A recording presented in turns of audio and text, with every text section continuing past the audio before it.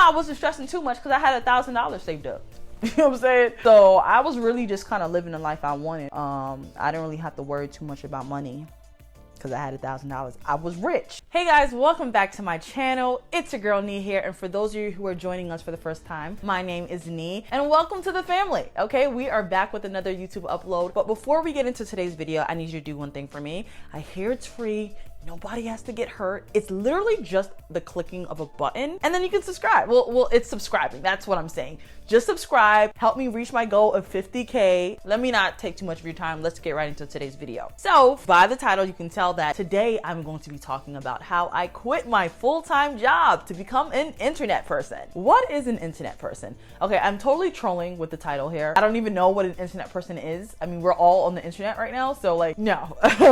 But I do want to say that really what I'm saying is I quit my full-time job to become a content creator, more so an entrepreneur, okay? A creative entrepreneur. That is what I call myself because I'm not just a content creator. For some of you guys who know me or have been following me, you know that I am a content creator. I am a host. I am a media personality. And yeah, I also have fun on the internet. Now, a lot of you guys are like, oh my God, she quit her job? Why would she do that? Stability! And yes, stability definitely is really important in this career, in this, I want to say that I didn't choose this life chose me, okay? And we'll get into that later. But yeah, I quit my full-time job 3 years ago with $1,000. Literally, I grabbed one of my last checks and I scrammed. I literally ran to freedom. So a little background on me is that I live in New York. That's one, all my life, born and raised. And this will be important and I mean later on in the video, but I'm also Nigerian, and you'll see why I even mention that point, because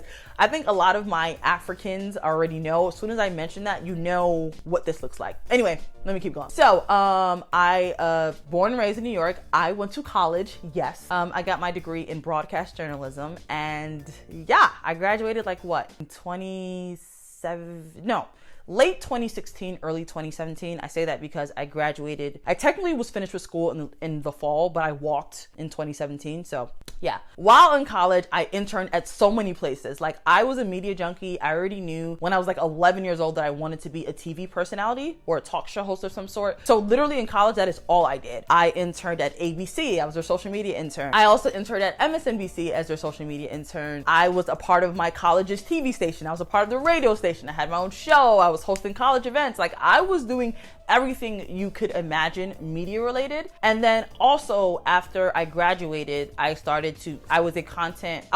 head of entertainment content at Sahara TV. And yeah, that was fun. Here's the thing. I hated it. Okay, no, I didn't actually hate it. Again, I am not like bashing my old jobs at all. I literally gained everything I needed to know from just all of that experience. And again, I was blessed and fortunate enough to be able to work those jobs and get paid for it, doing something that I care about, which is media and entertainment. But the problem for me is that I realized that I wasn't happy. I realized that I was dedicating a lot of my time to this 9 to 5, and then I had less time to do what I wanted to do, which is more creative stuff. I enjoy content creation. I enjoy hosting. And I saw all these successful people be able to be full-time YouTubers or full-time content creators or full-time influencers and make money from it, doing what they love as a creative entrepreneur and make money from it. And literally, even when I was at, when I interned at ABC, Good Morning America, I saw that we would have guests and celebrities on the show, and I would always just look at them in awe, and I'm like, oh my God, this really could be me if I just follow my freaking dream. Like, why am I trying to be shielded under this umbrella of stability and network and intern and then producer and then like, why do I have to go the traditional route? A lot of what my professors used to tell me too is that I had to move to like West Bubba and like the middle of nowhere and start with your little tripod and become a one-man band of a producer, host, and all that stuff. And it's just like, I early on realized that I didn't want to be a news anchor or a news reporter just reporting on news. I noticed that I wanted to do more of, I wanted to be me. I didn't want to talk like this. How do you even talk like news anchors? I feel like I just have too much personality to do it. On today's news anchor, we're reporting on the, like, I don't want to do that. I just felt like I have too much of a personality to have to succumb to that type of life. So yeah, so when I was interning at all these places, I realized like, hey, I'm only doing this for like a check and also because it looks good on my resume, and there's a lot more to life than doing things that look good on your resume if it's not something that you want to do. And I knew that with social media has created so many opportunities for people. Like, you have literally seen it all. Every day or every month, I am amazed at what cool opportunities people do and what I've seen people be able to do with consistency online. So yeah, you know, I saw all these people doing all these cool things and I'm like, damn, what do they have that I don't have? Like, why can't I be like that too? Why do I have the courage? I'm young enough to fail. So I was 21. I'm like, man, I got time to fail. I don't have any responsibilities. Like, I need to do this. So literally, it was a Friday and I got paid on that Friday. I'm never coming back to work. Y'all gonna have to find me. Y'all gonna have to drag me back to work because I'm never coming back. Literally, that's how I felt. I literally got my last check and I left. And no, I did not have any money saved up. My last check was $1,000. $1,000. Yeah. For any of my future employers who may be watching or somebody that wants to book your girl or fly me out, you know, I do want to say that I am very interested in media opportunities and digital media opportunities. So whether that's hosting your next event, whether that's moderating your next panel, whether that's using my storytelling capabilities to create awesome content for your publication or your network, whether it's a festival, whatever the case is, you can book your girl to do that. Okay, I am sending that out into the universe. So anyway, that's a little bit of a background on me. If you have any other questions about me or my story, feel free to leave it in the comments and I will answer. Okay, let's move on. So essentially my goal was to be able to work for myself as a creative entrepreneur and do things that I cared about and get paid for it. That was the goal. And that's why I was like, you know what? I gotta leave this job because I'm dedicating too much of my time on building someone else's dream and not mine. Everyone started with a dream, right? Those people that you're working for, someone started, okay? And I just felt like the conventional, and there's nothing wrong with 9 to 5 and there's nothing wrong with people who are doing that. I just think that it's not for everyone. And this isn't to say that I won't ever work full-time ever again in my life, but I would just want it to be something that I don't want to say on my terms, but it would just have to be something that I'm really passionate about. And at the end of the day, I told myself back in 2017 that I wanted to take a chance on myself. So who knows, like maybe in 2 years I could start working for, I don't know, VH1. I don't know. Like, you just never know. So anyway, that's that on that. Now, realistically, how was I able to quit my job and sustain a decent living? So let's talk facts, okay? Because this isn't for everyone at this time in your life. This could be the time for you. This could not be the time for you. But I just want to tell you a little bit about me and how I was able to do it. Number one, my mom lives with me. So, you know, that's my living situation. My mom, you know, she was like, hey, can I live with you? And I was like, fine, sure, until you can get on your feet, sure. So, you know, my mom's out here living with me, or I'm living with her. I am never worried about a place to sleep or live. Yeah, that's number one, how I've been able to sustain this living. Number two, I didn't have too many bills at the time, okay? As a student who graduated, I had no loans. I am so grateful to my mom and my dad. They paid for my college experience and education in full. I didn't have a single loan to my name except for like my credit card bill. But even then, the credit card bill wasn't even crazy, thank God. I was not in major debt. So I didn't have like people knocking at the doors like, hey, you know, you're gonna, I don't know, like, you know what I mean? So I didn't have any crazy bills or anything. Now, obviously, it's a different story. 3 years later, I got a lot more bills, got a lot more things to sustain. You know, we responsible now, we grown up, adulthood. I also had camera equipment. So 2017 wasn't my first time on the internet.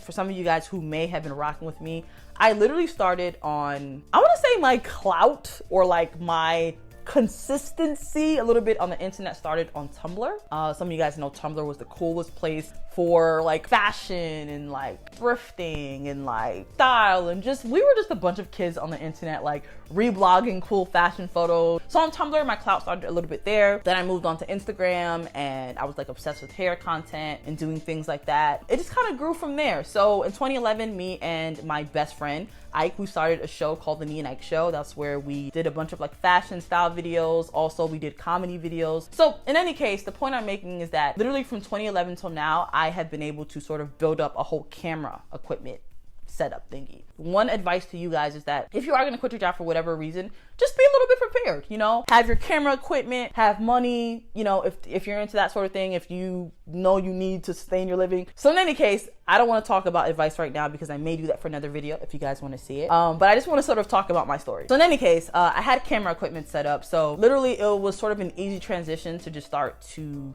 create content because I literally had my camera, I had my tripod, I had my lights, Everything was set. I also had a dream, okay? So I wouldn't say that I had a set organized plan. I wasn't like, year 1, this is gonna be me. Year 2, this is like, I did not. I just knew that I was sick and tired of being drained at work, and I was sick and tired of wondering what my life could be like if I would just quit and take a chance on myself. And I also knew that I wanted to create content. I knew the type of content I wanted to create. But I will say it's been a crazy whirlwind of being a content creator and full-time influencer, because you learn so much. Let me know if you guys would like to see a video on things I've learned being a full-time content creator and things I regret and just lessons and all that stuff, because it's a lot. But in any case, I had that dream. I also had friends, thank God, that did what I did or was doing what I wanted to do. And I also had people in my life who were, I guess, more established content creators or more established influencers. And we literally have helped each other along the way. You know, whether it's what to charge, or whether it's what type of content to make, or whether it's strategic content, or how to create your content, or how to make better videos, or whatever the case is. I had my tribe. Okay, and I feel like it gets real lonely, you know what I'm saying? It gets real lonely, you know, working for yourself and just trying to navigate, because this is a relatively new space. Like the internet, not the internet, but social media and this job in this field is new. Like people weren't doing this before. It gets real lonely and it gets real sad and dark, so it really helps to have a tribe. So another thing I want to talk about is that money was not my motivation. Now I know a lot of people, you start this whole content creation dream and you're like, man, this person made this amount, this person made this amount, I can make this, they're working with this brand, they out here making money, I'm finna do it too. If money is your main motivation, sweetheart, you're gonna have some rethinking to do. Do not come online thinking that you're gonna make millions of dollars or thousands of dollars, because it's really, really lonely and it's a struggle in the beginning when you're not making any money at all. Like I was not making that much money, and yeah. So let's talk about some of the struggles that I faced. So here we are. Now you'll realize why me mentioning that I was Nigerian is very important to this. Now, if you are Nigerian or African, and I do understand this also applies to Caribbean people, Black people, like Asians, it depends on who your parents are, but generally all of our parents want us to be very successful. They want us to make money doing those, what's the word? I don't want to call it generic, because those jobs aren't generic, but they want us to have stable jobs. So whether that's being a nurse, a doctor, an engineer, a lawyer, you get what I mean. You get where I'm going with this. I was waking up every day having face-offs with my mom. How are you doing today, Jasmine?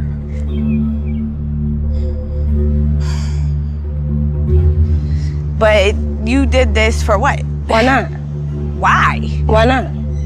Why though? Okay, I was not really waking up every day having face-offs with my mom, but more so like it would happen at least once a week where my mom would be like, so yes, me and my mom would literally have these face-offs where my mom was like, what are you doing with your life? She's never heard of this thing before. She doesn't understand what I'm doing. And my dad actually still to this point does not understand what I do. And I don't blame her for that, because I think it's ignorance and you're scared. And at the end of the day, my mom wants the best for me. And she is so used to the nurses, the doctors, the lawyers, the engineers. That's what she knew to make money. Okay, so she just was not into it. It does not help my mental health. You know, at the end of the day, our parents want the best for us, but they also don't know what type of effect it can have on us. The certain conversations they have with us about low-key doubting us, you know, they're just kind of like, what are you doing with your life? Like, what's this thing you're doing? Is it making money? Are you making money? Like, that's what they want to know about. So in any case, it made me slightly depressed, okay? I had there's a such thing as mild depression, right? I wouldn't say that I was like super depressed, but like the girl was, you know what I'm saying? I was a little depressed, okay? Because I'm like, where's the money coming from? Why am I not growing fast enough? What is this? Like you're just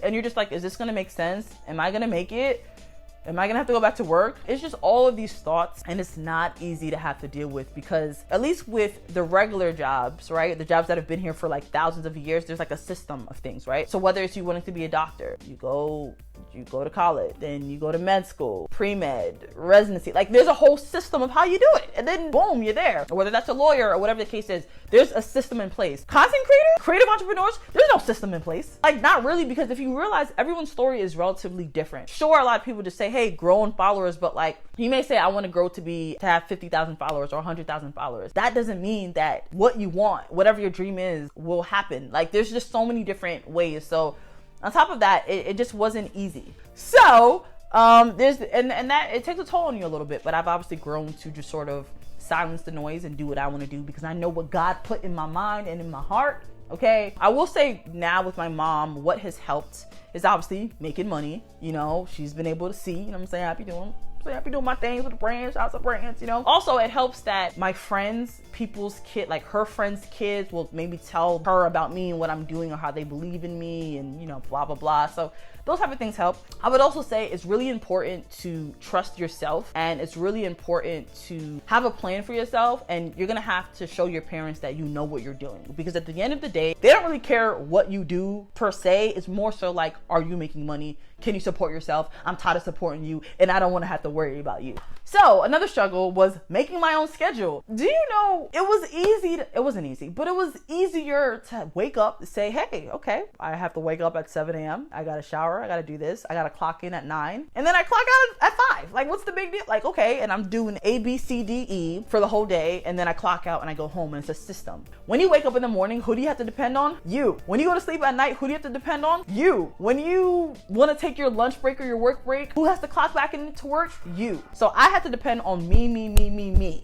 Literally. I would say that was hard because I didn't really know what I was doing. I was just a kid with the dream and a camera. And I'm like, whoa, you gotta really set up a whole schedule here. So whether that's shooting on Mondays, editing on Tuesdays, networking on Wednesdays, going to this event, like, you know, and I'm not gonna sit up here and act like, yeah, I have everything all figured out and I'm successful and I have a great planned out, organized schedule. No, I'm not. Another struggle, finding your next bag. Where's the money coming from? Go get the money. No, that's not the song. Go get the money. Go get the money. Yeah. Where is the money? Help me find the money, please. Where is the money? You have to depend on yourself to find your next bag. So whether that is going outside and networking, sending out cold emails about why you'd like to work with this brand, working on your pitches, asking for referrals, you know, from your other content creator or influencer friends, whatever the case is, being consistent enough, growing so brands can find you, that process and that whole idea of where your next bag is coming from is a struggle. It's a struggle. Some people, they start being full-time content creators. Life is made. Brands are already calling, you know, but it's just not always the case for everyone. So that definitely was a process and a struggle for me in 2017, just kind of figuring out what I'm going to do, because even though I wasn't stressing too much because I had $1,000 saved up. You know what I'm saying? So I was really just kind of living the life I wanted. I didn't really have to worry too much about money because I had $1,000. I was rich. Another thing, comparison. So that was another struggle for me. Comparison literally from people in my old life and people in my new life. So the fact that you decided to quit and go against the norm and start working for yourself. People in your old life, whether that's people that's in your high school, whether that's people in your college, whether that's people that you interned with or worked with at a media or publication or at your old job generally. You know, I used to look at them and I'm like, damn.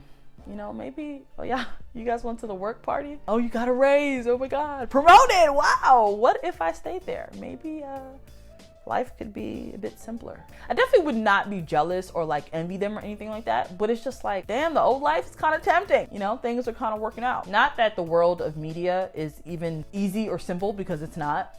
But you get what I mean, in the sense of having a 9-to-5, working for that great publication or that great station and knowing that, okay, some year, somehow, someday, I'm gonna get to where I need to be because I'm already in the right place, you know? So I was comparing my old life. And then you compare people in your new life, people who actually have been doing this before you or had a head start, and they're established and they're accomplished. And you're like, oh, damn it, how did you get that opportunity? And how did you get to work with that person? And thank God I've had to remind myself that comparison really is the thief of all joy. And it's something that even the most confident people or even the most self-assured people, I believe, have to remind themselves all the time that it's just really not good to compare, because your life is your life for a reason. And who knows, 4 years from now, you can be where you want to. Like, you know, everything works out if you just consistently work towards something, you know? I wanted to create a video, I guess, just talking to you guys about my experience and what life has sort of been like, quitting my job 3 years ago. You know, I can't say that I regret it, but I'm also still trying to see how things go, still going with the flow. So I am 24, I'm turning 25. So again, you know, I ain't got no kids running around. I don't got no crazy responsibilities. I am not in debt. Thank you, Jesus. I don't have a husband. You know, I don't have, like, you know, right now is a really good time for me to explore and take risks, because I may not get this chance again. And even then, Because there are people that start things when they're like 45 years old. I'm not saying that it's too late to start. I'm just saying that right now is even more of a time for me to do it. Let me know if you guys would like a more in detailed video of what I've learned, what I've had to unlearn, what the process has really been like from 2017 to 2020, just things like that. Like, let me know if you guys would like to see that. And I hope that you guys enjoyed this video. Again, if you have any questions, feel free to leave it in the comments. Feel free to suggest any other video ideas that you'd want to see from me. Who knows, I may make this a little series on like how to be, I don't want to say successful content creator. Don't want to say that. Maybe I may make a series on how to navigate, you know, the creator space and like how to get yourself out of a funk or how to be consistent or whatever the case is. I may do something like that if you want to see it. And subscribe, okay? If this was useful to you, feel free to share it with a friend, subscribe, and I will see you guys in my next video.